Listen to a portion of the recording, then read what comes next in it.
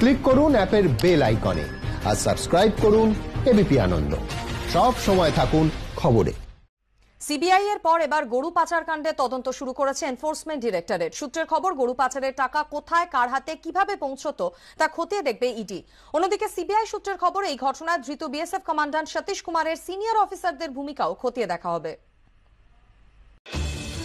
CBI পর এবারে ED গরু পাচার কাণ্ডে তদন্ত শুরু করেছে আর এক কেন্দ্রীয় সংস্থা। ইডি সূত্রে খবর, কয়েকদিন আগে দিল্লিতে এনফোর্সমেন্ট ডিরেক্টরেটের সদর দফতরে এক বৈঠকে ঠিক হয় গরু পাচার কাণ্ডে আর্থিক লেনদেনের বিষয়টি নিয়ে তদন্ত করবে তারা।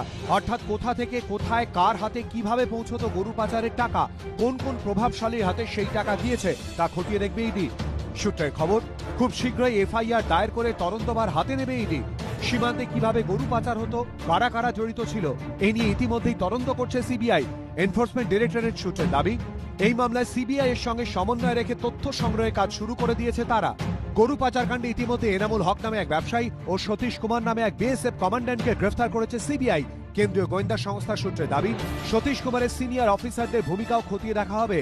2 বছরের ব্যবধানে সিবিআই জালে 2 বিএসএফ কমান্ড্যান্ট, কোটি কোটি টাকার কালো ব্যবসা। তদন্তকারীদের সন্দেহ, দিল্লিতেও বিস্তার করতে পারে চক্রের জাল। 2টি মামলাতেই প্রশ্নের মুখে পড়েছে কাস্টমসের ভূমিকাও। আতশ কাচের তলায় তাদেরও অফিসারদের একাংশ। প্রকাশ সিনহা, এবিপি আনন্দ।